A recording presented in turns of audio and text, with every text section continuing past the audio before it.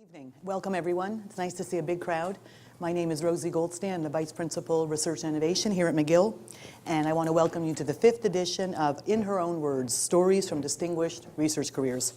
And it's my distinct privilege and pleasure to host these events, and this year to be your MC and moderator for the night.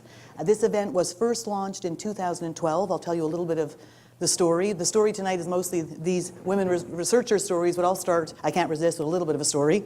In 2012, I had the conversation with then Principal, now Principal Emerita, Heather Monroe Bloom, and you may recall she was the 16th Vice Chancellor and Principal of McGill and the first woman to hold that top position at McGill. And we were having a conversation about women and women's research careers. And really, how was that going at McGill, and about our own careers a little bit in our discussion.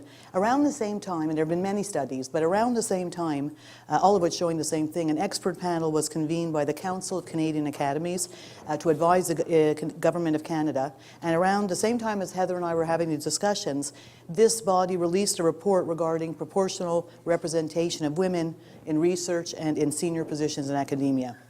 And as I say, there's been many studies before and even since, and that report conclusively demonstrated that although women have outnumbered men at the student level for, at that time, over 20 years, and it's probably a bit longer, if you looked at the ranks of professoriates, and particularly at the levels of full professors and also in senior administration, significant gender gap persists. There's wage gaps too, but today we're really we were really talking about the gender gap. So given that, Principal Monroe Bloom and I decided that it was definitely the right thing to do to actively cultivate an on-campus culture that would be conducive to promoting the women's academic careers, promoting the diversity of careers, not only for women but for others, and in promoting their careers for academic success, professional and personal success. So given that, we got into a conversation, and that's how this, in your own words, was born. We decided that hearing from esteemed women researchers and learning from their careers and their stories, learning best practices, that this was a very important, simple actually, but important way to share their wisdom and to share their career stories with as broad an audience as possible so that people could benefit from their experience and learn from their best practices, and that this would be a very important piece to supporting gender and diversity in our research environment here at McGill.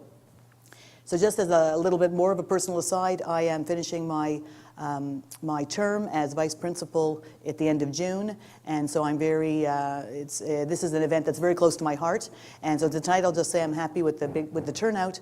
I'm hoping that tonight will be as interesting and useful as we've had feedback in the past. I'm sure it will be, and that this event, I hope, will stay an annual or at least a usual and repeated event at McGill, and that the guidance from women such as we have tonight will continue to assist you. So I'm going to get to the real evening. Tonight we are looking forward to another inspirational conversation. This will span, I'm sure, many topics. It's not a totally rehearsed or planned. I'll explain how it's going to unfold.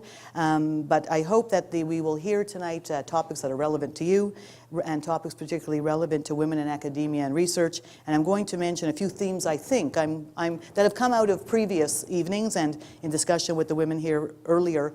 I think these will probably come out in some shape or form. The importance of mentorship and the guidance from others in shaping career. The role of confidence and maybe the lack of confidence in careers. The opportunities, what are opportunities, how do they come up, and how do they present themselves? And most importantly, what do we do to walk through those doors or not do? What does it mean to have opportunities? What does it mean to plan a career? I think that will be a surprise item. And especially to learn about the fact that all of us, even in those in very successful careers, do experience failures of one sort or the other.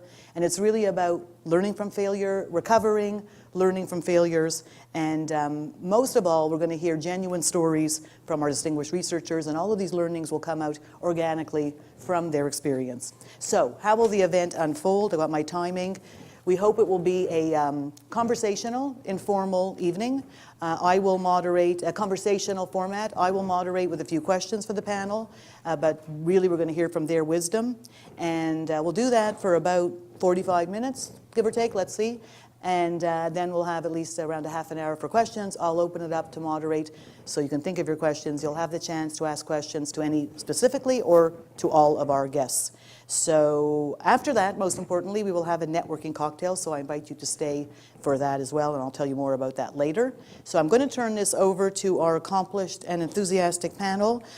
You'll see in your handout you have brief bios, so I'm not going to go through that completely, but I will introduce them very briefly. You'll see, especially I wanted to add that we have a panel with international bent, and they're also quite international themselves. So that's also one of the themes that will come out. And the other thing I'll mention them in, actually they're sitting in order of my notes actually, but also in alphabetical order of their last names, so there's no preference. Because you'll also notice that they kind of form, I don't know how to put it, they kind of form the A team. You know, they're all A names.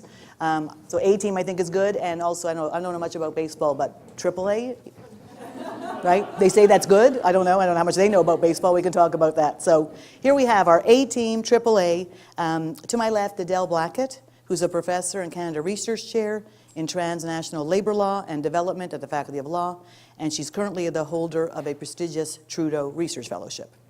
To her left, Anja Geitmann is a professor in the Department of Plant Science. She's the Dean of the Faculty of Agriculture and Environmental Sciences and the Associate Vice Principal for Macdonald Campus. And she's also Canada Research Chair in Biomechanics of Plant Development. And last but not least, Anne McKinney on the end is also a full professor. She's in the Department of Pharmacology and Therapeutics in the Faculty of Medicine. I have the privilege of her working with me as the Associate Vice Principal, Research and Innovation in the area of health sciences. She's also the chair of Brain at McGill, and she can talk about that maybe a little bit. So with that, I'm going to turn this over to the panel by asking them my first question, which is really, as I've mentioned, in your own words, is meant to allow you to speak about your lives and your careers in your own words. And it's really about your stories. The premise of this evening is that we can learn a lot from your stories.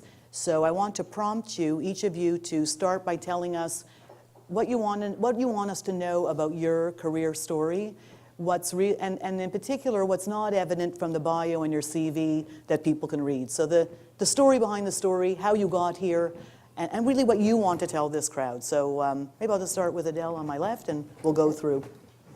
Well, first, good afternoon, and thank you very much, P. Goldstein, for organizing this. I think the opportunity to speak in one's own words is a rare privilege, and frankly, one of the things that academia holds the promise of allowing us to do. I did not start out expecting that I would be an academic, and in fact wasn't even sure that I would become a lawyer. I grew up in Montreal, grew up in Ville-la-Salle, to a family of working class parents who inspired us to do whatever we could, encouraged us, believed strongly in the power of education, but didn't have the kinds of networks that many people rely upon to learn about their professional futures. And what was remarkably helpful to me when I started thinking about law was that one of my high school librarians came to me and said, Adelle, not only do I think it's wonderful that you want to be a lawyer, and here's a lot of material about this, but I also know of this wonderful woman in the Black community who is a distinguished lawyer who defends a range of wonderful causes, and she's also a law professor, and she does wonderful things. And here is someone who you should know about, and her name, many of you might already have guessed, is the Honorable Judge Juanita Westmoreland Traoré. And way before I ever met her, she became for me an inspiration in her life and in the things that she did. And one of the things that struck me and one of the things that stayed with me and that very much influences the way that I think about why I'm here now in academia is that there's such a value placed on the opportunity to do work that one cares very deeply about. And that's guided me. I try very hard to ensure that the choices that I make reflect moving forward on what I care deeply about. That meant a real focus on labor conditions and labor rights. How do people live the moment that is the most critical to the way that they experience the world on a day-to-day basis, the way that they experience human rights and citizenship in the world, and that comes through the workforce for so many people.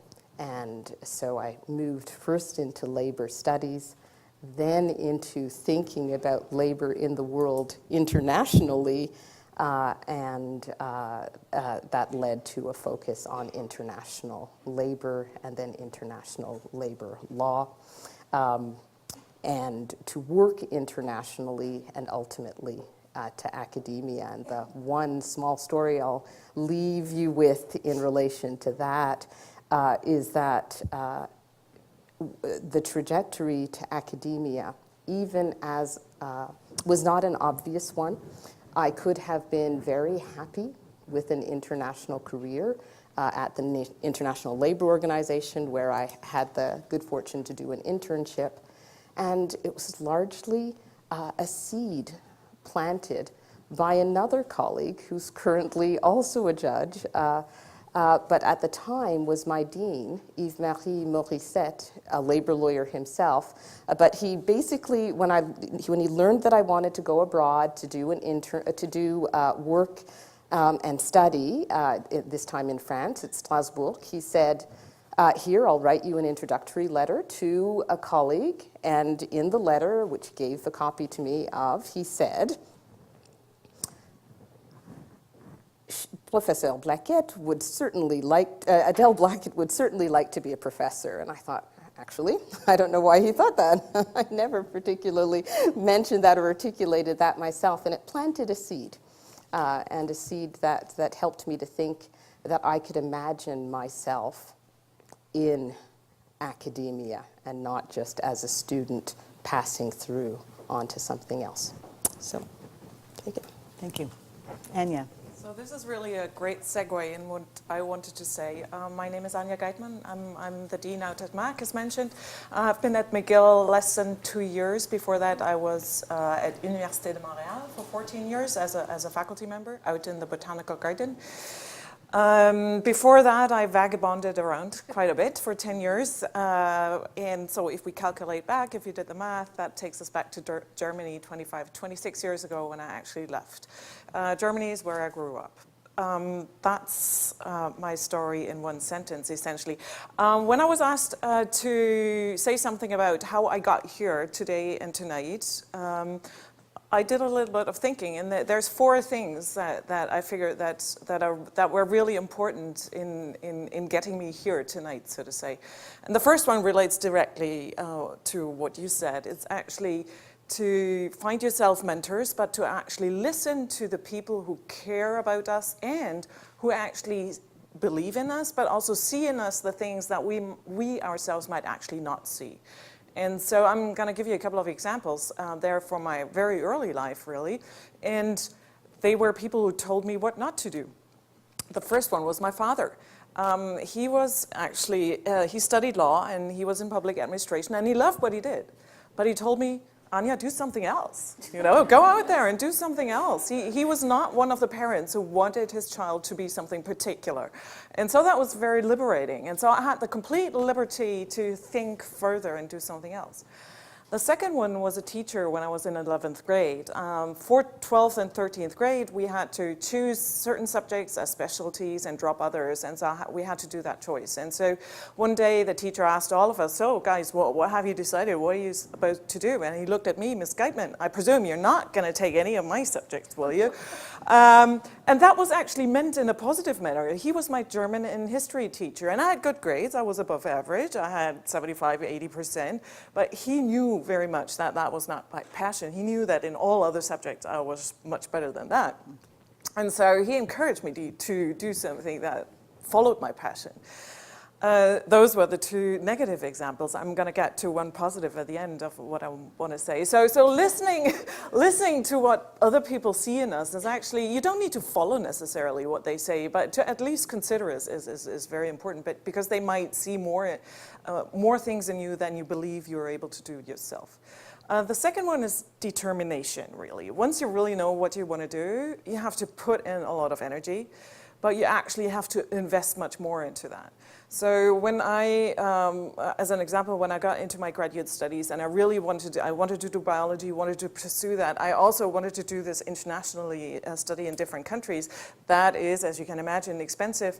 I jumped through hoops to make it possible. I didn't necessarily get scholarships. I worked 3 jobs one summer just to make it possible. Also, not only just to study where I wanted to study, but also to go to conferences very early on. I didn't have even supervisors who paid my way to conferences. I worked these 3 jobs just to make that trip at the time from Germany to Vancouver just for that conference, because I thought it's important that I get that exposure and that I get that experience. So once you have that determination, make it happen. The third one really goes counter that. When you have determination, you have your way, you have figured it out, this is where you want to go, but what happens is, of course, that things turn out differently from what you thought. There is serendipity. There are things that go wrong. There's failures. There are things simply that do not work out the way you think. And so the other skill that you have to develop is that capacity of actually seizing opportunities that you didn't expect. Those might be positive opportunities. Those might be tragic that come in your way, but you have to look at it in a certain way. And sometimes a little bit of fatalism really helps. Oh, apparently this had to happen. Let's see what this guides me. One example is during my early graduate studies, we had to do specialized courses, and one that I really, really had set my mind on is a course on virology. Now, there were more students than slots available. There was a lottery. I didn't get in. For a day, I was really, really depressed. This is what I wanted to do with my life, and I didn't get the course I needed to do it. And so I looked at the other courses that were still available. One was on microscopy. The word sounded nice. I signed up. Turned out, that was the course that let me fall in love with what I still do today. It's microscopy. And so it had to, I just tell myself it had to happen that way. And it turned out I found the thing I really wanted to do. And so serendipitous occasions need to be seized, and if you can at all, need to be looked at in a positive manner, and opening new doors. So one door closes, well, maybe there's another door that actually opens, and it will help you to develop further. So the fourth one that turned out to be really important in my career was to go beyond the classroom in terms of the skills that you acquire. So of course, you have to get good grades in the topics that you choose to study. You have to have excellent background knowledge. You have to do all that. But you also have to develop at least 2 skills that are really important, one of which is telling other people about what you do. These skills are called presentation skills. Whether it's a presentation at a conference, whether it's telling your grandmother what you're doing, whether in the future it's telling a potential donor that what you're doing is really worth investing in, is absolutely crucial. And in order to be able to do that, the only thing you really need to do is convey your passion for it. And so this is a skill you definitely need to develop. The second one is leadership. Leadership is something that can be developed outside of the classroom, most definitely, by very simple things, by getting engaged in scientific societies, for example. Don't wait for somebody in the executive of the society to ask you to join a committee. Propose yourself. Walk up to somebody and say, you know, next time around when there's a slot available, I would really like to contribute. And that way you grow up in a society. For example, organize conferences. When I was a postdoctoral fellow, I organized my first international conference on my own. I had a scientific committee that helped, sort of. I did the entire logistics. I even edited a book at the end of it, and I was a postdoctoral fellow at the same. So things that help you to really develop these skills. Turns out these were the things that 2 years ago were seen by the interview committee I was faced with when I interviewed for the dean job. To my very great surprise, I was actually offered the job. And surprised why? Because I had no administrative experience whatsoever at the time. I had never served as a chair of department. I was never associate dean. And nevertheless, they gave me the job as a dean, jumping directly from a faculty position. Afterwards, I asked the then provost, Tony Massey, asked him, why on earth did he give me the job? And he said, you know, we knew you didn't have any administrative experience, but administration you can learn. What you cannot learn quickly is leadership, and you have leadership. We saw that in your CV.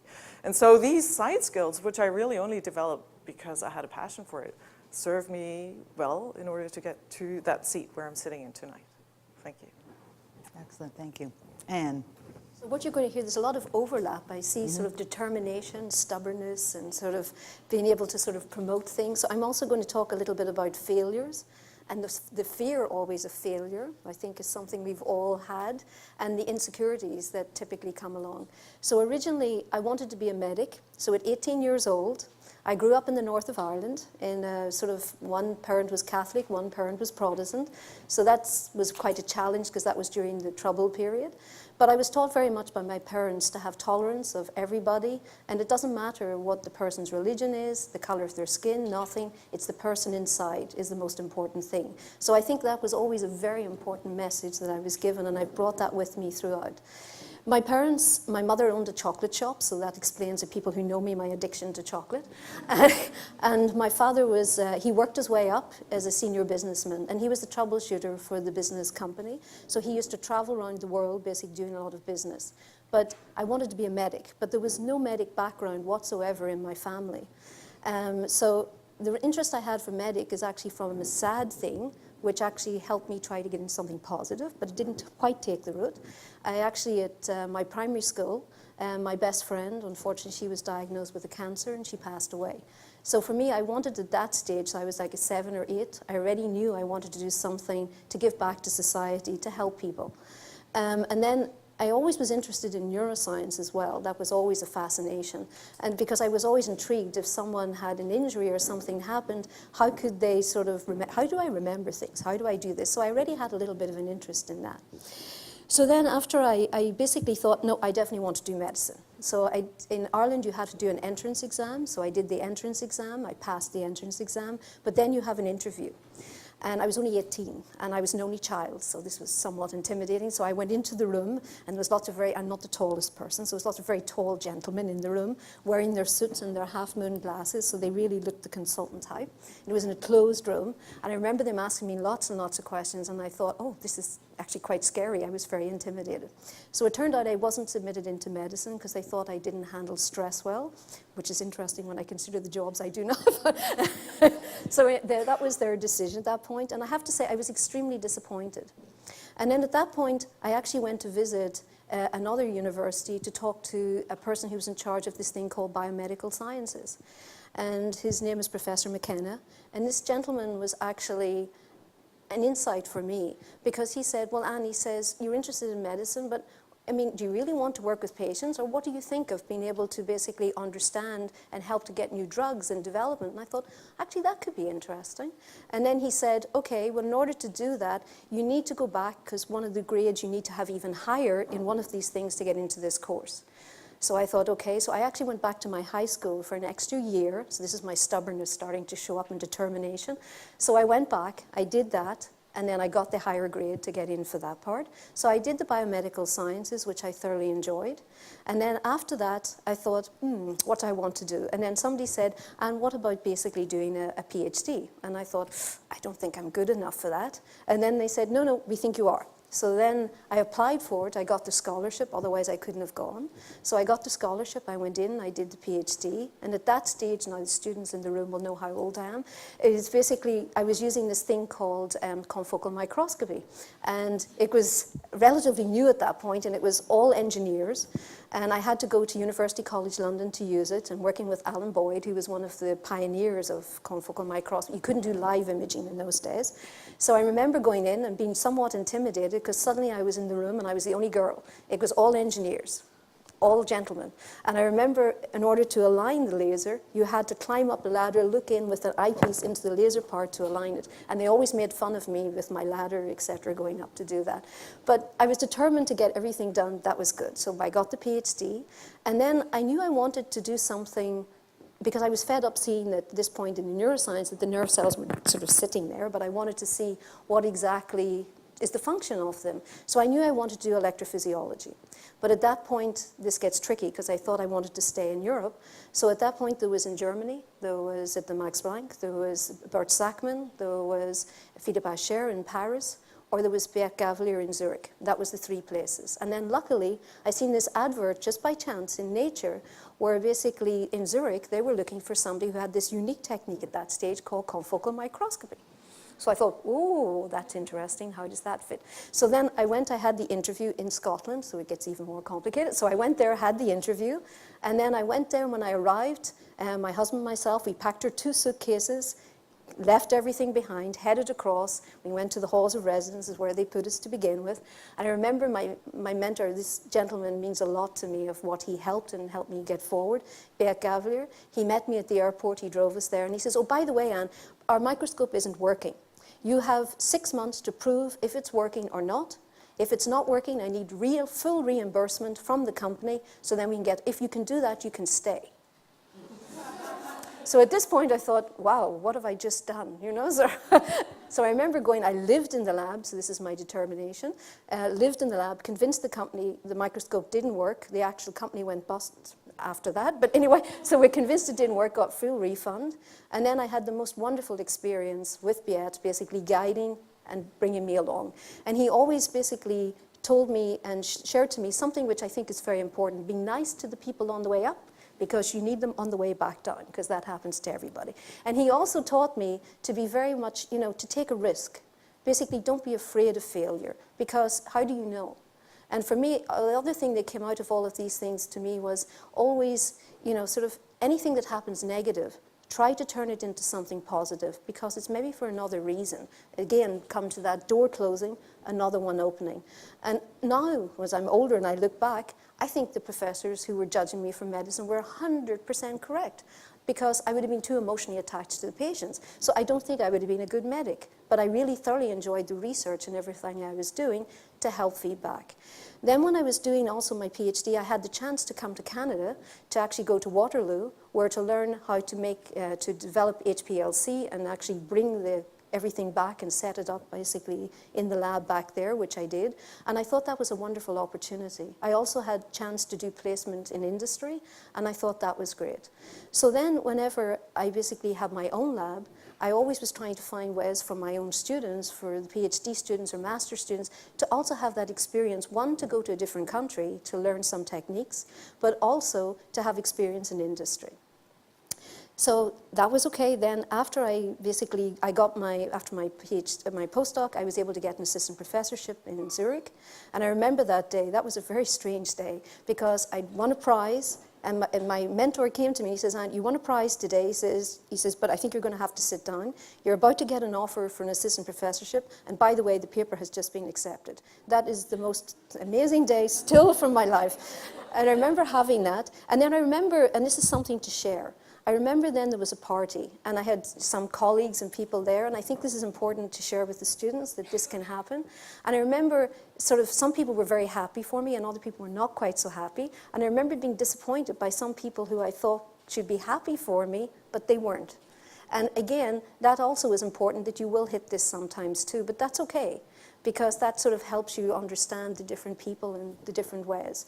So then when I came to McGill, I basically was involved in a thing called Brain at McGill, which is actually helping for international partnering with different organizations and giving students the possibility to actually go for placement in other countries and also into industry.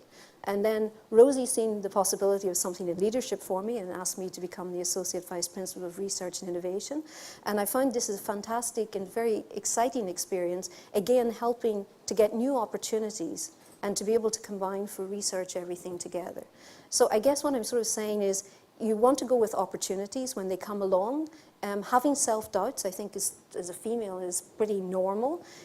Everybody's afraid of failure, no matter where you go, but you have to take that risk. But when people see the opportunity for you, they've seen something, so please take that advantage. I think this is important. Thank you. So I think I had a whole bunch of questions, but actually you're so well prepared and the stories are so interesting and deep that you may not have a lot more to offer, but I'll try, to dig a little bit. And maybe another way of looking at this, at what you've been imparting tonight, is to ask you whether there's something you would have liked to know before you started. You've alluded to some of those things, but if you can think about that, what would you tell the audience, and what do you wish someone had told you before you embarked or early on in your research journey? Because now you have the opportunity to tell them.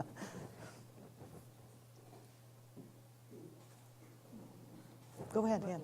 Yeah, jump in. Do you want to go? So thanks for the question, and I suppose I was, as I think about the 17 years that I've been teaching and the time that I've spent getting to this place, so much of my time was spent being concerned about directions, concerned about the support that might have been available to me, concerned about whether each and every decision was exactly the right decision, at times obsessing over whether individual choices were actually the right choices. And I wish, at some level, that I had been told just to be fully present and to enjoy the ride in some ways. To be, in other words, and I said this as I was starting, that one of the things that I've been happiest about is to have seized the opportunity to do what I care most about. And that entails, as I think was so ably said, making some mistakes. It entails making some choices that may not have seemed initially the most strategic or necessarily the ones that other people might have made, but they're the ones I've cared about the most. And so this has meant, for example, doing things like taking on the work with the Human Rights Commission, which, quite honestly, I got mixed advice when I consulted with some colleagues because of the time it would take away from research, from the time that it would take away from other activities and life in general. But I felt very committed to the kind of work and the kind of public engagement that it would involve. Felt committed to the Quebec community and working to move forward on issues like discrimination, move forward on a number of very specific dossiers as well, on migrant workers, on racial profiling and the like. And that was a crucial part of the experience for me of being, frankly, an academic here. And so I was delighted to have gone forward with that, and also very grateful for the support that I found amongst colleagues for making that happen. The other thing that I would have loved to have been told early on, and I suspect many women in particular feel this, is that it's okay to say no. Sometimes no is not necessarily a bad word, and that doesn't mean immediately having to respond either. Even one of the best pieces of advice I've received when asked to take on certain responsibilities or to go in particular directions is to say thank you for thinking about me for this. I'm going to take some time to think, right? Not necessarily needing to respond immediately, and then to really assess what is appropriate and how that fits with one's overall sense of what one cares about, and then what the trajectory is. So those are two elements that have been quite crucial to me. I guess a third is not to, and I think this has come through, frankly, in each of the presentations, it's not to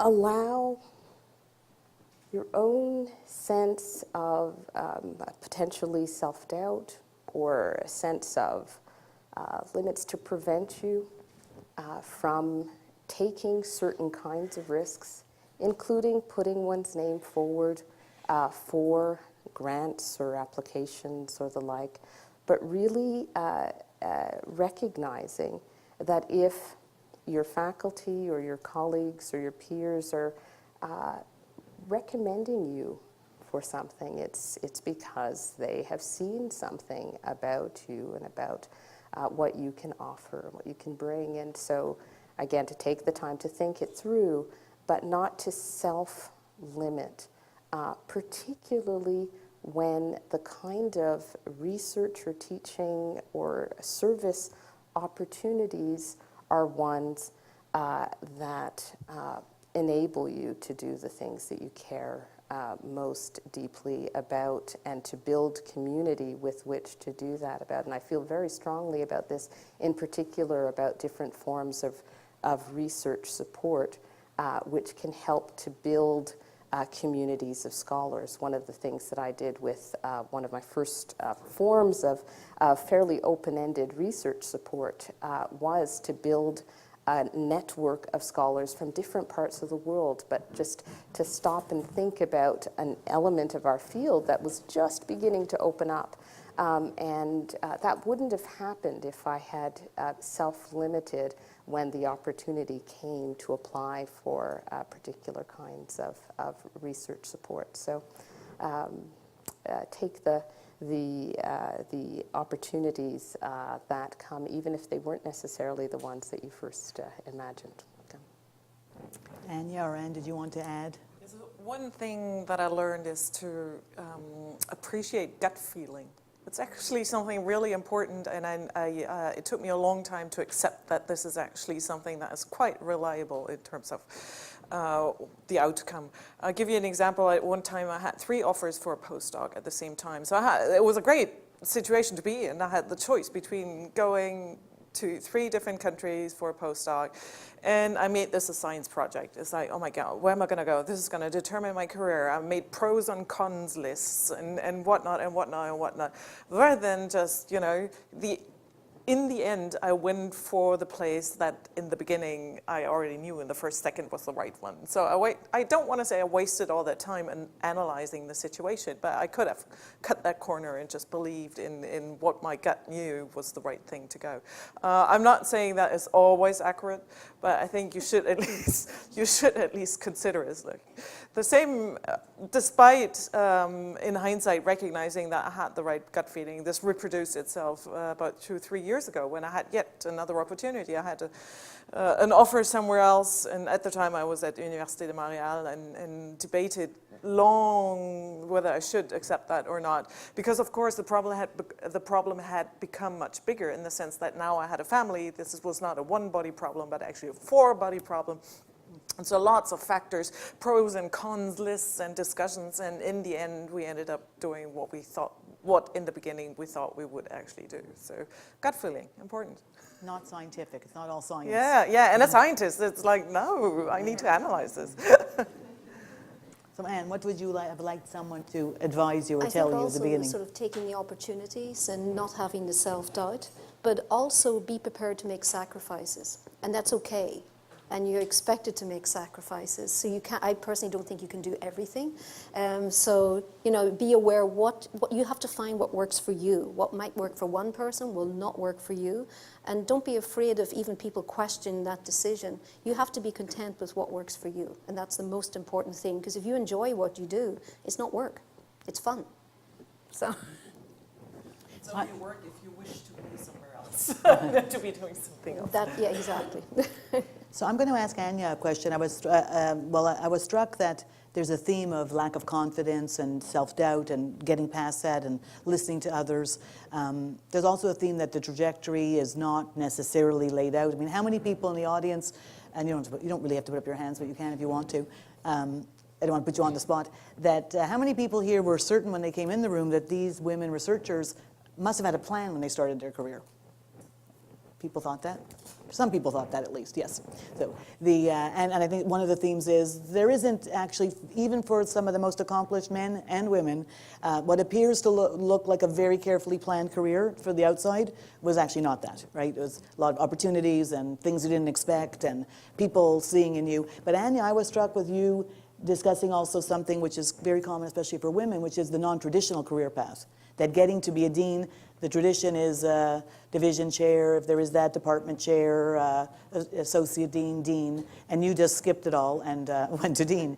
And in fact, this is a bit of a, we'll get to it maybe, it's a bit of a systemic problem too, because women don't take the traditional path, or not everyone takes the traditional path, women less so than men, and then it is part of what's been seen as the lack of, leading to the lack of progress in the professoriate and administration. So I wanted to hear a little more from you about that. You know, what gave you that confidence, or what behooved you to actually, you said you were surprised you got the offer, so how come you were there? Well, yes. Because many might not have been. Because I was a very aggressive headhunter. But but you listened to her. Yeah, I know what it, yeah. So like a couple of years ago, I heard the statistics, and I presume all of you know this actually, that when there's a job advertised, usually there's a series of criteria, right? And women usually only apply for the job if they fulfill 100% of the criteria. Men apply when they fill about 60%. I'm not quite sure whether that's totally accurate, but I'm totally sure, talking from my own experience, that the gist of it is true. We think, and I'm speaking for women in general, is that somebody who advertises and puts that list of criteria, this is the person they want to have. Whereas the reality is that the advertisement is a wish list. This would be fantastic to have in one person, but we realize we never get it, so we'll go for the best person that applies. And so that realization that men, I'm generalizing, of course, it doesn't apply to all women and all men, but statistically, men really go for, this is an opportunity, I'll try this out, whereas the women say, I'm just not going to bother. Updating my CV is going to cost me 3 days. Academic CV is like 87 pages, right? I'm not going to update my CV for this position, which I'm not going to get anyway. Hence, now going back to that story, this is really true. So 2 years ago, I get this email from a headhunter, a professional headhunter. So we would like for you to submit your CV for this position as dean at McGill. Da, da, da. Nowadays, as you know, all the emails, even commercial emails, they start with Dear Anja or Dear, they're personalized because they have sophisticated algorithms to do so. So I thought this was one of those emails. I deleted it. 2 weeks later, I get another email from the same company. This time the email was sort of had too many details that pertain to me in particular. So I was like, okay, but yeah, that might be an error. Only the third time when they put in the email, can we call you? I sent back, sure, call me. They were on the phone 30 seconds later.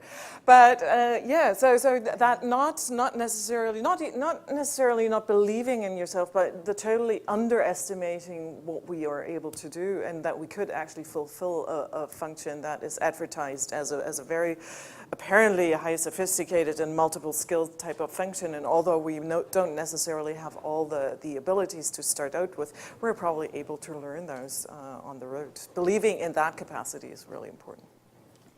So along those lines, and I didn't even know that story, but I suspected there had to be a story, right? And related to that is advice I always give, which is, which you didn't follow to begin with, but you had a persistent person, is to answer. A corollary of what people may see in you, what you don't see in yourself, is a selection consultant, a professional, may have heard about you and see things in you so that you didn't. So when you get that feeling to not answer the call or not answer, you should answer. Right? At least give it a chance. Exactly. Yeah, there are many reasons to answer. So, and that's a great story that if you hadn't answered, you wouldn't be here. So, answer those calls. They're not usually robots or algorithms. If they are, it's okay, but they really usually aren't. They've looked you up. You've been recommended. They want to talk to you, and they have their reasons. And they're frustrated because women are not answering. So that's why the good ones are persistent. They know that the first, even the first no, but the first non-answer doesn't really count. They'll try, the good ones will try. So, but related to that, then, I wondered, maybe my last question to whomever wants to answer is, what in academia around us do you think has changed that's really important from when you started? And or what would you like, what do you think could be done and we as leaders could do to assist those who are behind us coming up in academics? So anyone. So I, growing through the ranks, so to say, postdoc, graduate student, postdoc, assistant professor, etc., I never had the feeling that there was a glass ceiling, really. And so when people talked about bias and gender bias, it was like, yeah, but I haven't even encountered it. Or so I thought. And it's only in hindsight that I saw the very small biases that are actually still around, despite all the progress that we have done in general and at McGill in particular. And they start with me myself. So I'll give you an example. I'm still involved in the Canadian Society of Plant Biologists. At some point, for some reason, I went through the list of our awardees just for some reason, and it occurred to me that our major award had gone in the last 40 years to 19 men, 1 woman. And so I was like, this is okay, there have been more men in the society active, and so there's a bias towards that to start with, but that statistically was too far off. And then I went through my own nominations. Within the 10 years prior, I had made 3 nominations for that same award, and all 3 were men. So I was like, oh, so maybe I should start with myself. But so this is a very small bias that I'm totally convinced is not a conscious bias. Nobody consciously picks a man and nominates them and doesn't pick the female colleague and doesn't nominate them. However, it's an unconscious bias, and it's a very important step to make this unconscious bias conscious in all of ourselves, because awards are not just a piece of paper that you could put on your wall. It's actually a line item in your CV that helps you further, and these line items accumulate. And when then at some point people in a selection committee compare CVs, it can actually make a difference. Even worse, if you already have awards, you will actually get more because people think, oh, she has awards, she must be good, she's getting another one, or he. And so these small biases that still exist, and all are, I'm not accusing men, I'm not accusing women in particular, they just exist. We have to make them conscious and raise the awareness to them. So yes, I found myself guilty of the same thing not long ago. Anne? I think there's actually more stress as a student now than when I was going through. Because when I was going through, you go into the lecture room, there was, the computing, there was no computing. You had to write everything. And they were writing on the blackboard, so you had to read the textbook. And then when you were looking at research papers, you had this thing called current contents, where you would have to go to the library and you'd have to get the latest issue of current contents. You'd be there sort of almost waiting at the door for the library to open so you could get it first. Then you'd look through and you'd then have to order your papers to be able to read anything or see anything. And that could take anything up to 2 weeks because it came with regular post. So you had to wait for the information, but you were always grasping to get this information. Today, I think it's extremely difficult for the students because there's so much information. They have the internet, there's everything, there's Wikipedia, which they shouldn't really read too much, but there's a whole pile of things that they're all sort of going through, and they somehow have to tease that apart. And that I think I would find difficult because with so much, how do you know what I need? And this, as an academic is teaching, my colleagues will probably agree, sometimes it was always annoying. You'd be standing up there teaching and then the student would stick their hand up and go, what do I need to know for the exam? And then I thought, I've just spent 2 hours lecturing. I mean, everything, of course. But, I sort of thought, why are they asking me this question? But then I began to realize, because they were reading around, they had so much information they didn't know. It's much more competitive in a way. Seems to be less opportunities. The expectations are higher for people to get into positions. And I think also from the university side, I think we can help also guide the students also for maybe more internships, different ways that they are exposed also to not just the academic path, but other paths which are out there to help them really and get more experience, be it with industry or be it in a different country or in sort of internship in law or whatever, to basically help them make these decisions to move forward. So I think we can help sort of gear them with that and maybe combination type courses. So they're getting the more multidisciplined approach, is what I think. Adelle, did you want to add anything? Sure, absolutely. So I was thinking actually back to Anya's story of the recruiter, and the very fact that the recruiter was persistent, and the recruiter kind of knew to go toward someone whose trajectory was non-traditional. And I do think that is one of the things that has changed. It is changing. And when I think about entry level, and when I think about the broader range of candidates who are available for teaching positions and who are coming through, there is a tremendous opportunity at this moment that wasn't as available before to ensure greater representation, greater diversity within the university ranks. And so this is a tremendous opportunity, but it's one that requires precisely the kind of proactive measures that were employed at the deanship level. One of the dimensions that frankly was underscored quite effectively here at McGill last year came through in a task force and my colleague Brenda Narain is sitting here. She chaired that task force, and it was on systemic questions in the university, and it offered some really concrete recommendations on how one can also not only diversify at entry, but also throughout address many of the issues that entail unconscious bias, but that limit opportunities within and throughout an academic career. And so I'd just like to underscore that certainly one of the things that's changing is that we're getting this information out, this work is being done, the recommendations are there, and I think we're at a really pivotal moment because it turns less on, do we talk about equity, do we talk about representation? We're all prepared to say this is something we value, and it's part of the way that we think about excellence in the university context. And the real question at this stage is, what are we doing? Right? How do we do it? And so your example, I think, is a great one. If it means we're going to call that third time to make sure the person answers, that's great. And so if we're going to call the third time to make sure that our panels are representative, then that's great. If we're going to call the third time to make sure that our committees are appropriately reflective of our community and that people really are getting the kinds of experiences, exposures, opportunities to apply for funding, opportunities to shine and to do what they care about, then I think that's phenomenal. Great. So it's my pleasure now to open up the floor to questions. As I said, to any one of our esteemed panel, and Lorraine here has a microphone, I'd ask, and Megan in the corner. So please don't be shy and put your hand up, we'll get you a microphone. And if you could just introduce yourself and who you are, what you do at McGill. Hi, I'm Laura During. I'm an assistant professor in the Faculty of Management, and we've talked a lot about all of the challenges that you've faced. And I also think it's important to hear from you what you love about this job, because I think there are probably some folks in the audience who are thinking about academia. So can you just share what it is that you like best about this and why you keep doing what you do? Great question. So I guess it's to everyone. We'll start with Adelle. Sure. Well, thank you so much for that question, because I'm the broken record, right? I care about what I do, but I love working with the students.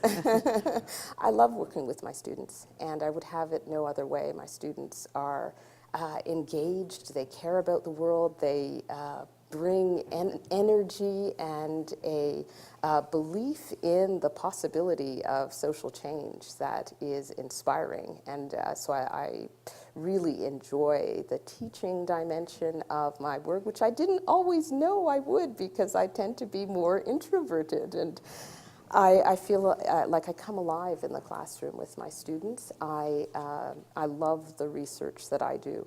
I'm passionate about the opportunity, in my case, to think about work into a more transnational or globalized context. How do we address situations of deep precarity and competition that is not necessarily improving working conditions, so having the opportunity to influence both scholarship and policy in my field, to be listened to at the highest levels, to engage with really inspiring people worldwide.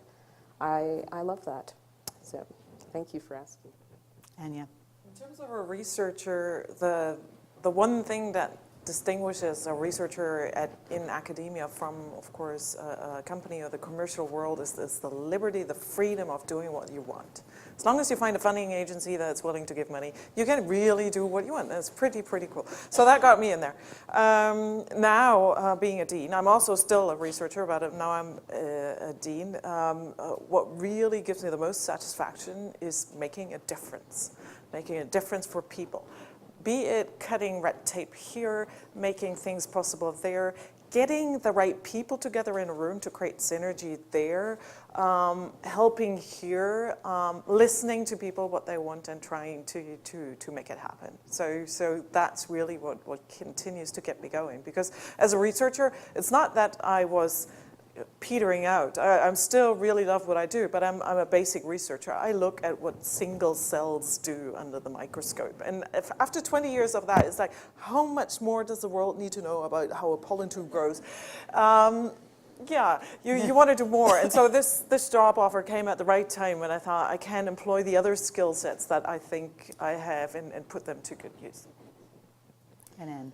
So for me, I love the excitement of the research. Whenever you basically, especially when you're working with something that's maybe linked with a disease, you're looking at a mutation that's come from a patient, you're trying to see what the mechanism, how does that lead to the disease. You basically are looking at, you're seeing something for the first time.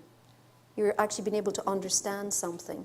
And to me, it's always, when you see the students and they see something and they come with the excitement, like, oh, look what I found, look what I found. And you're being able to give something back. And then when you're working with patient groups and patient organizations, and you hear and you're talking to them and their families of what issues they're having, and you're able to give something, not necessarily to cure the disease, but to understand it better, which gives something back to improve the quality of the life of that person. To me, that's exceptionally rewarding. And to be able to see the students, I know when a student first comes in, even as an undergrad in a research lab, you can see them developing, and by the time if they go on to do a PhD or something, you see the whole, almost, I feel like the surrogate mother. It's like, they've matured, they have become a real individual. You can see how much they have changed during that time, and that to me is always a pleasure when I see them going off and doing other things. Then with the AVP, it's basically being able to connect and get rid of some of the red tape, but Red tape, sorry, but also being able to sort of get groups together and be able to generate new opportunities, because you're able to connect because you know what's happening here, you know what's happening there, and you can see the importance of combining these different groups, that you can see they can then do something even more exciting, which they couldn't have done as individuals. And getting them to see that, to me, that's a real pleasure. And then you can see what they can produce at the end. I really enjoy that possibility. Great, thank you. Other questions? Yes, there's one here and one there. Maybe.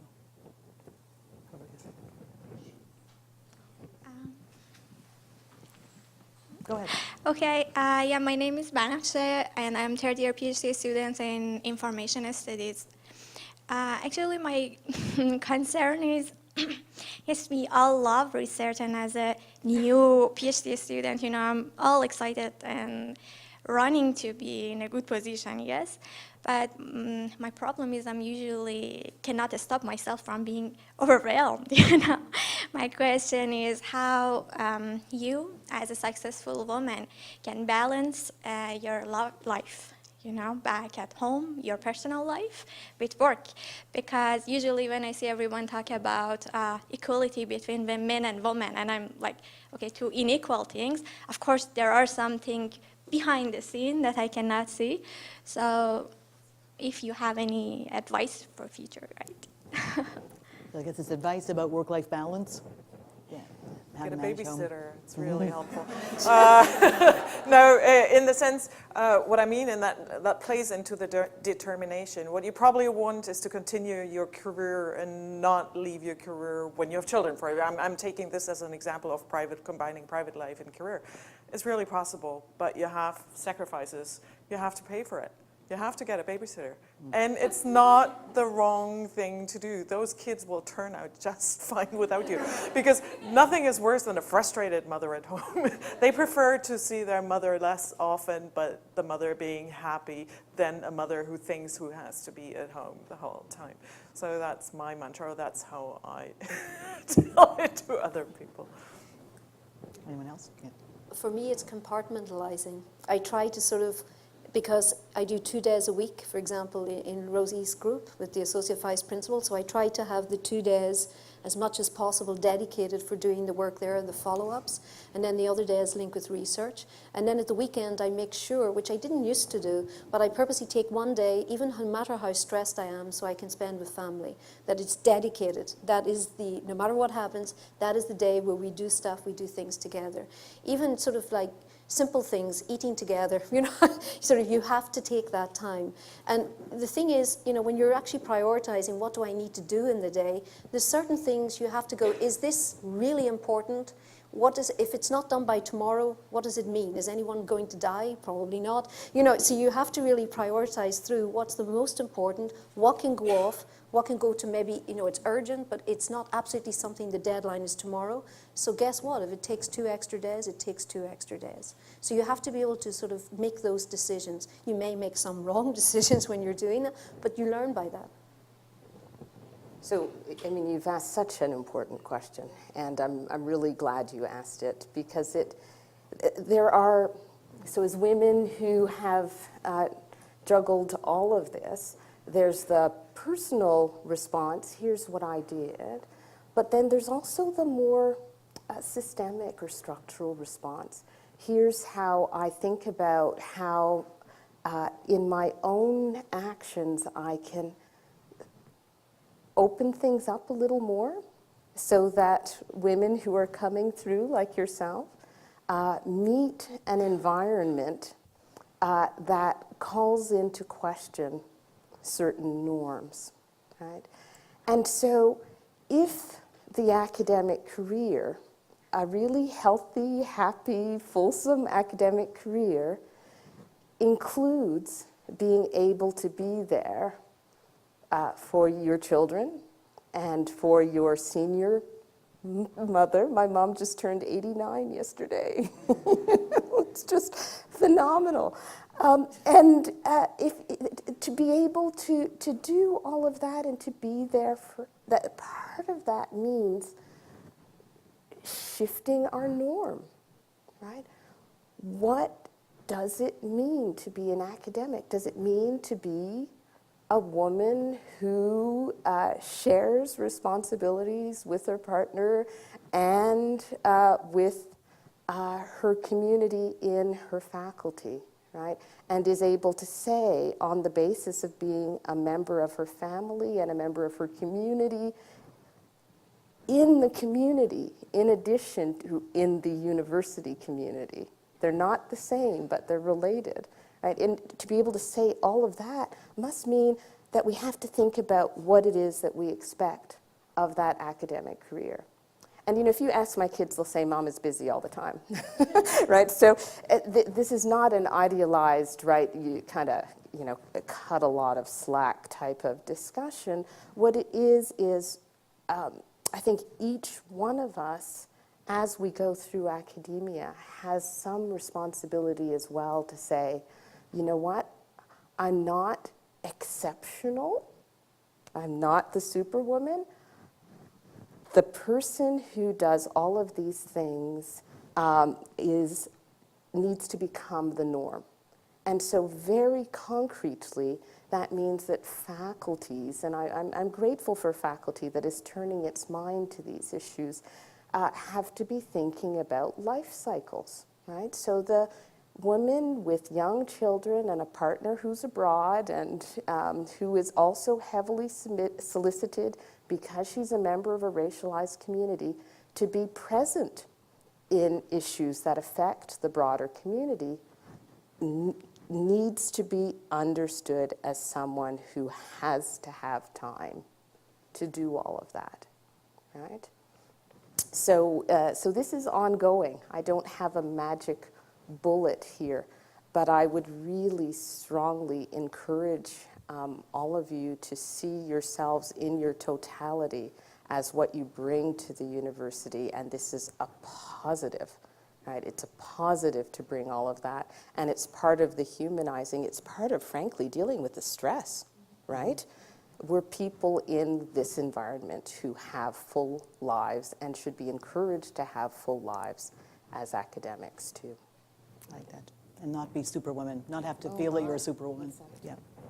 Yeah. And then, so the next question was here, and then Thank you so much for the talk. It was very inspirational. My name is Valerie. I'm in the integrated program in neuroscience, but I also work in the pharmacology department.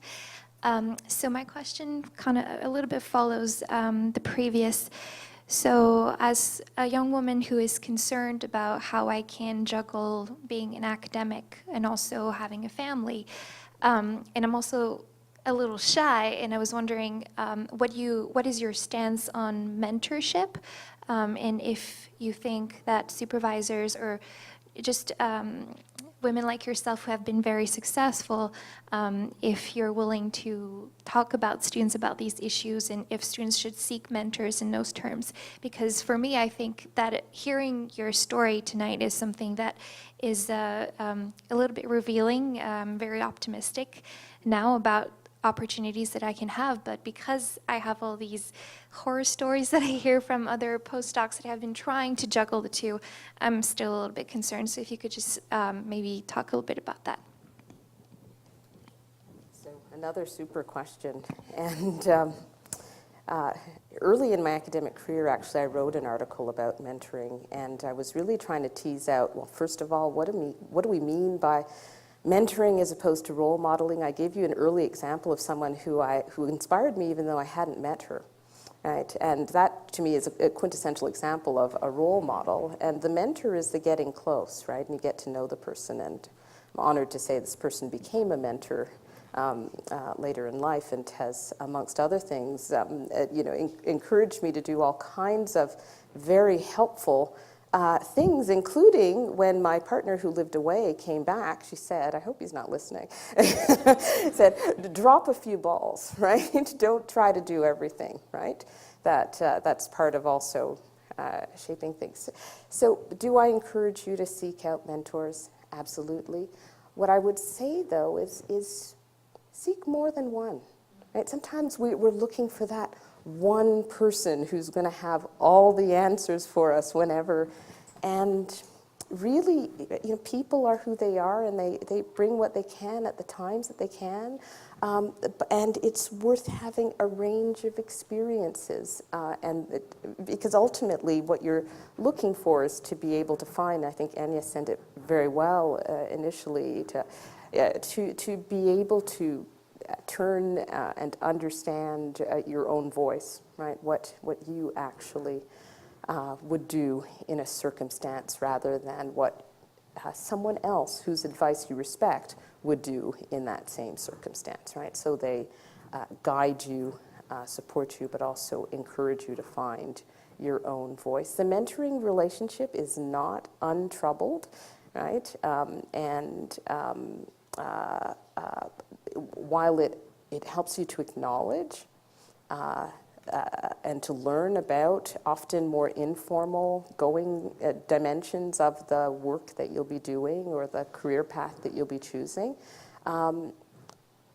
mentoring can also convey patterns that are part of the exclusionary practices, right? People tell you about their own experiences, and part of what you're trying to do also is to open things up. So several mentors' ability to hone in on what are your own views and your own ways of moving through the world is important. But yes, reaching out is deeply important. Did you want to add anything, Anja or Fran? There's no single person who will be your mentor, as was said. This is really important because people can contribute different things. And it's also not like this is a mentoring contract and we'll meet once a month, right? It can be that one person that you met and that with whom you feel she or he can contribute something and either give advice or just, ask for the experience that that person had in a particular situation. And that can be either private life, that can be professional life. And I strongly encourage you to actually proactively, not necessarily ask, will you be my mentor, but, just, what did you do in that situation? Or I am in this situation and I believe you could actually provide me with advice. So seek it out. People don't necessarily come proactively to you, but don't be shy, just ask for that help. And most people will be happy to be asked. First of all, they are flattered that you think they might have something to say, and they'll be happy to provide advice. Exactly. Yeah, Anne, did you want to add? The other thing is, don't be intimidated when you're talking to, like in your case, you mentioned postdocs. You're comparing an apple and an orange. Their life is not your life. Some of the things they've been exposed to, you may not. So, everybody has what fits for them. So what they might find very stressful and that traumatizes them, you would actually find is an enjoyable challenge. So, don't be put off by just what everybody's doing. Keep in mind you have to find what works for you. But I agree with talking with a number of different people from mentors and sort of, you're going to actually make the decision yourself. If it's a good mentor, they're going to listen and you're going to come to the conclusion yourself. That's what's needed for me. Somebody who tells you should do that is not actually, in my books, a really good mentor. They're going to listen to you, they're going to discuss, but you're in the mind that when you finish the conversation, you're going to go, oh, yeah, that makes sense. That's what I want to do, without them telling you. But I agree, talk to a number of different people. You may need different mentors at different times, right, Yeah. Sue? Oh, It's yes. one fits sometimes at different times. I find sometimes it takes a village. But also especially not to be shy and realizing Anja's point is very important. We don't realize it, that most of us, because people are shy, we don't get asked. And so actually we do have time to do it, or we'll make the time, because it is flattering, and we, as you heard, we like to influence positively the younger generation. It's something positive that makes people feel good. So, yes. Thank you for sharing your wisdom with us tonight. I'm a first-year grad student. I'm not used to it yet. I'm a first-year grad student in Department of Chemistry, and I actually do a lot of microscopy, so that alignment problems ring a bell. And I have a question about choosing a direction in research. So the biggest challenge for me right now is finding a project that I really want to pursue. There are many things I could devote my time to, and I think that at this point in your career you have a lot of experience of identifying research problems that are worth pursuing. So I wanted to maybe get your stance on how do you, maybe when you were a grad student and also now what changed, how do you identify research topics that you want to pursue? Thank you. Excellent question. There are several ways of going about it. One is you just enjoy that question. This is really interesting and I'm having fun. This is what I did, but it's not necessarily the best way to go about it. What I recommend is also giving a thought, is this, 10 years from now, 20 years from now, with the results that I'm gonna get, is this gonna make an impact? Will other people read this and use this in their further research? Is the result gonna make a difference for the world? Is this gonna save humankind? Okay, maybe not, that's a bit lofty, but you get the idea. So I think there's two things to consider. It depends on what's really important for you. For me at the time, it was simply, this is fascinating, it's beautiful, it's a microscopic image kind of thing. But there is much more, other people save the world. And so, gut feeling. Anyone else? I'd just add that, and it would certainly vary across disciplines, but I've tried always to be in conversation with others in my discipline, and frankly in disciplines that are related to my discipline. And that has made a big difference, because you become, rather than repeating or going way off into a universe of your own, you're kind of working in community to move forward a research question. So whether I've met the people or not, I imagine myself in conversation with them on a research theme. I would say also the fact that you're a first-year graduate student, you already have like a theme sort of based from your supervisor, I'm sure. So already within that, you want to basically see what else is happening in that lab, what's happening in the world linked with your topic, and what excites you. Even at this stage, what would I like to find out? Or is there a particular technique I'd like to learn to be able to address? Because it's your first year. So, you're sort of getting all of those different things. And then I usually recommend that you do, seeing if you're a PhD student you actually do 2 projects. One which is, you know you're going to generate the data. And the best type of project is always one, no matter what result you find, it's publishable and it's interesting. So that's and that's not so easy, but trying to find that niche. And that, I think, will give you the pleasure in sort of also talking with other colleagues and even sort of trying to explain to your grandmother, whatever, what I want to do, and you see them getting excited. That will also help you in part of that decision.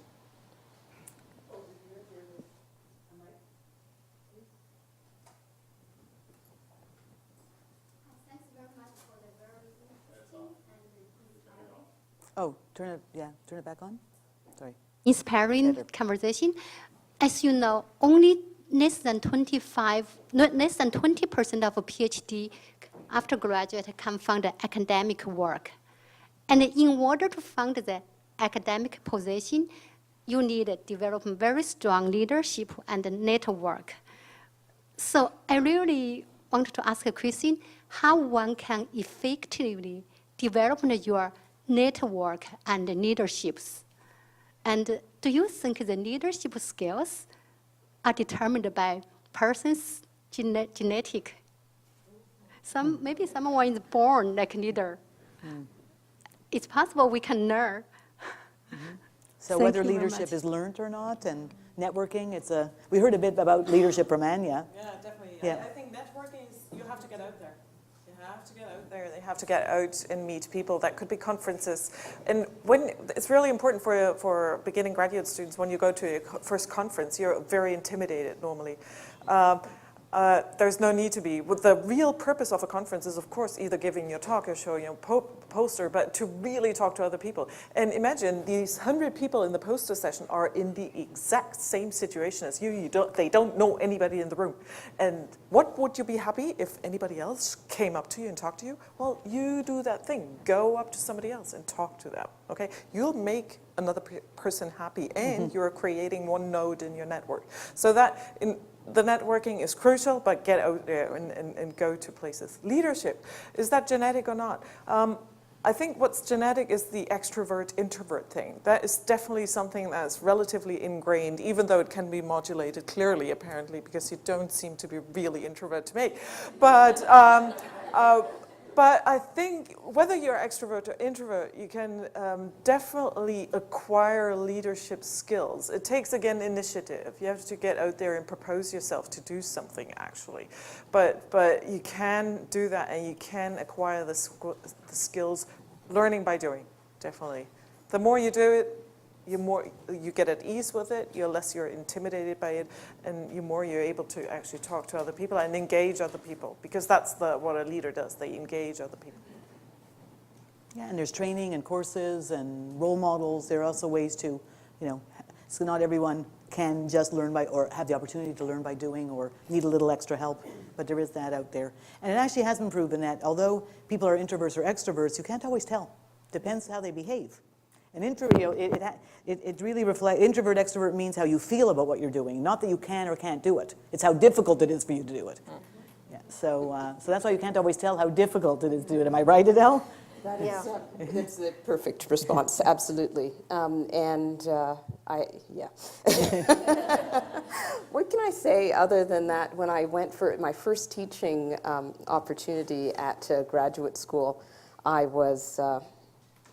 we spent a week kind of speaking, and then I realized there was a colleague around, and they thought, how is she ever going to stand up in front of the classroom and say anything? And then he heard me on day one, because it was, okay, this is the responsibility, I'm going to assume it. But I also know that means that I need blocks of time, frankly, that are time for myself, alone time, because it is actually more work for me as an introvert than it would be for someone who is naturally extroverted. But I say this because I want to come to another related point, and that is that leadership, that we're in, again, a moment where we are able to think more broadly about what we mean, even by a term like that. And with more women in academia, with people from different communities entering academia, we have opportunities as well to say that leadership may not necessarily mean being the one right out in front, kind of claiming the space. Leadership might be how you make space for others, how you build teams, including research teams, right? How you foster a climate that is welcoming. So there are different kinds of leadership. I hope we're moving to a climate where we value them more as well. And I would encourage you to hold on to what you know that you bring to academia and lead in those ways. Do you want to add something? So I think we have time for maybe one more question. I'm getting the signal. Thank you. Hello, my name is Alexei Sterreich. I'm a PhD student in neuroscience at Université de Montréal.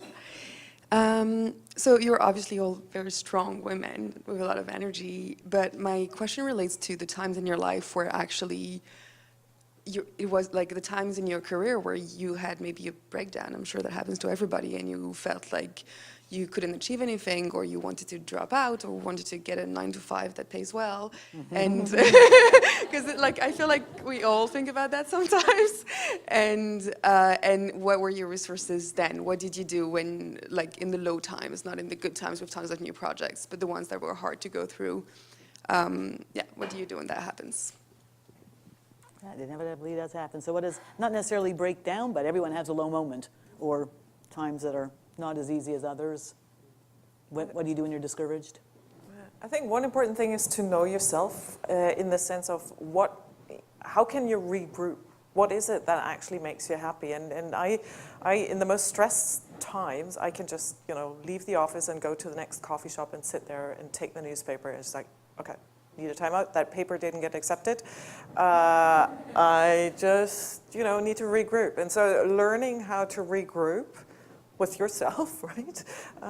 And how to treat yourself well. If that's what you need, a half hour with a coffee and that makes you happy. If you need a massage, that's what you need. Well, learn how to treat yourself and just, that little pamper yourself moment that gets your spirits back up is something important. Yeah. So it doesn't have to be something complicated. No. Yeah. Anybody else want to? I think that's good, but then you also want to find what, again, because I like to turn negative things into positive. So, but that takes time because you have to, it's like when you get the paper rejected, you have to go away and lick your wounds and try to recover. And then you sort of sit about it and go, okay, so for example, I'll do a paper example. You read it and you go, okay, so what did they say? Oh, this is, so you calm yourself again and then you read through it and then you see, well, actually, is there something there? If I was actually able to do that, it improves the paper. So that gives you the strength to keep going. And that's how I usually try to do these things. Okay, so this grant didn't work. All right, then what was wrong with it? How can I make this even better? Because then it's going to be better for my research and better for my team and everybody anyway. So I usually because life is too short. So I always like to turn something negative into positive because I can learn from that, so it leads to something new. So that's what I usually like to try to do. But again, when I get very stressed, I pace. I walk around the place so people will see me walking. So that's my way of being able to recoup and basically, okay, now I can come back again and face the world. Adelle, do you want to add anything? I guess I'd just say the moments of discouragement have been around feeling like, okay, I've hit a wall, right? There are things that certainly I haven't succeeded at, and I just say, try again, right? This is life, kind of keep going. But it's really when it's like, wow, just not getting through, right? There's a message here, or there's an issue here that's hard, and those are the moments where I think, wow, maybe I should go off to an NGO somewhere, you know, and yeah, there's other need. And I really come back to just the incredible privilege, right, that is associated with being an academic. Having the ability to influence the lives of students, of our peers, of our community, right? And then more broadly, I didn't speak very much about the international work that I've been doing, but the opportunity is remarkable.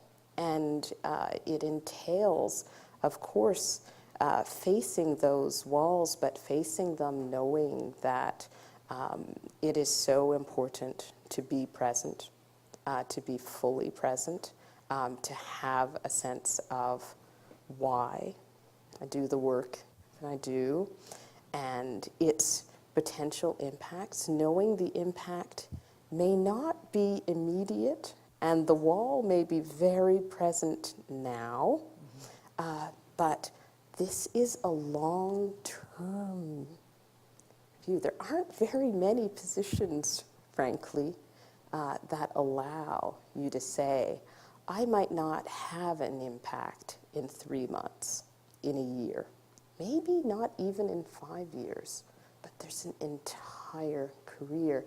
And in many ways, the body of literature that you leave is there to have an influence later. The policy engagements you might be involved in can have an impact later, and students just never know the kind of seed that you leave in your day-to-day engagements.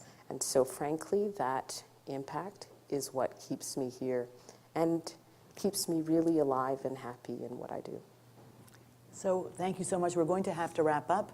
I did want to say that I think whatever way you ask the question, you're going to find that you have 3 women leaders and academics here who love what they do and are passionate about it. And I think that is the secret, that you won't think of a 9-to-5, leaving for a 9-to-5 too often, because it's not, you're looking at it this way because you have found your place and your passion. We go back to that. So you need to find that. And so I think the flip side is too that if you haven't found it here in academia, that's okay too, because there are other places, and to allow yourself to explore other things if you can't find your passion. You probably can. I also think academic career is so wonderful and can be so varied. Each one is so different that you can find, I think it's a very privileged place if you can do it. But if it doesn't speak to you, it's not for absolutely everyone, then it is okay. And to Anne's point about getting other kinds of experiences, there are other careers you can pursue very happily outside of academia as well.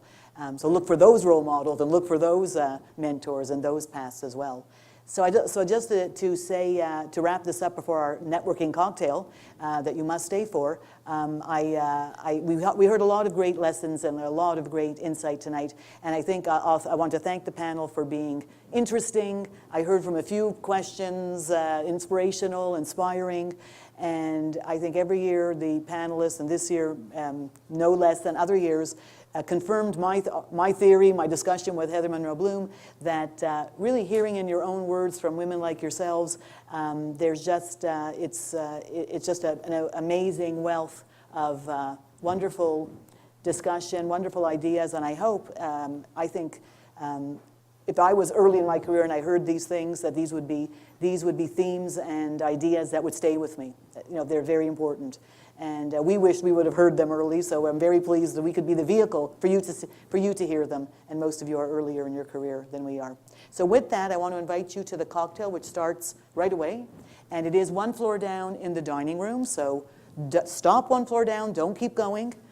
Even if you're shy, come and network with yourselves and all of the panelists who will stay. But also thank you for your attention, for coming out here tonight, and for asking excellent questions. And Anne wants to say,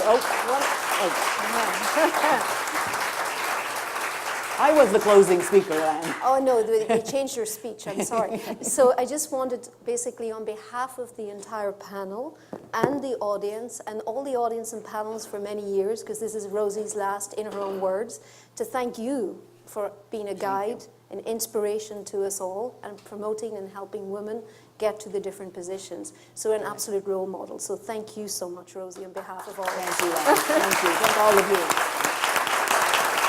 Okay.